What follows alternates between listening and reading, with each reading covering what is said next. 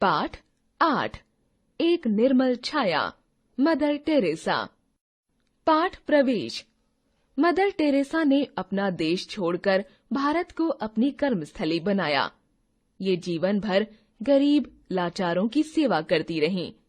कैसे इनका जीवन एक निर्मल छाया बना, आइए पढ़ते हैं।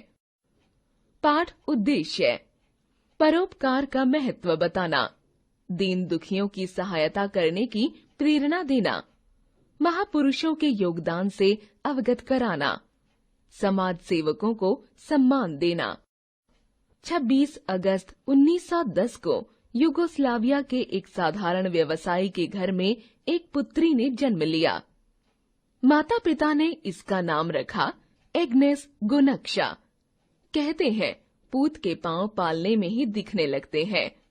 छोटी उम्र में ही एग्नेस के हृदय में करुणा का सागर हिलोरे लेने लगा।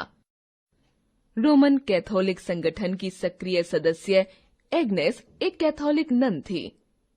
दीन दुखियों की सेवा करने की भावना उसके हृदय में बचपन से ही थी। वह मिशनरियों के जीवन से बहुत प्रभावित थी। 12 वर्ष की छोटी आयु में ही उसने निर्णय कर लिया था कि वह दीन दुखियों की सेवा में अपना जीवन समर्पित कर देगी।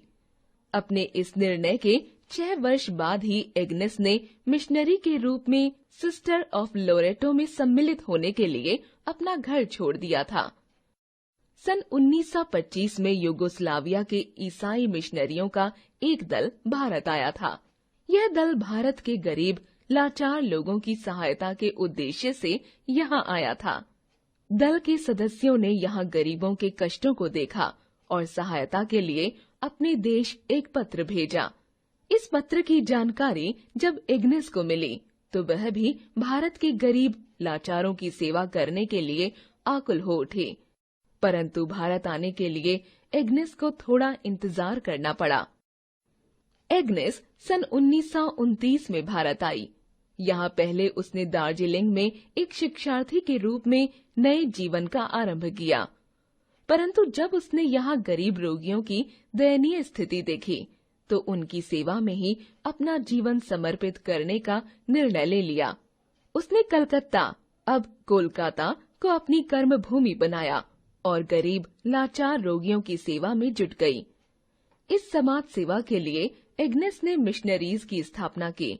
इसके बाद से ही एग्नेस मदर टेरेसा के नाम से जानी जाने लगीं। मदर टेरेसा का पूरा जीवन अनाथ लाचार रोगियों के लिए समर्पित रहा। उन्होंने भारतीय नागरिकता अपनाई और भारत के दीन दुखियों की सेवा में लग गईं। वे सड़क के किनारे पड़े लाचार रोगियों को अपनी निर्मल छाया में ले आती तथा उनके कष्ट दूर करने के लिए जी जान से जुट जाती। सन 1970 तक मदर टेरेसा की ख्याति पूरे संसार में फैल गई थी।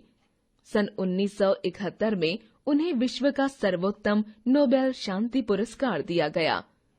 समाज सेवा में उनके उल्लेखनीय योगदान के लिए भारत सरकार ने भी उन्हें सन 1980 में सर्वोच्च नागरिक सम्मान भारत रत्न से सम्मानित किया। 5 सितंबर 1997 को कोलकाता में उनका निधन हो गया। लेखक प्रमोद अग्निहोत्री। शिक्षा। हमें दीन दुखियों की सेवा करनी चाहिए।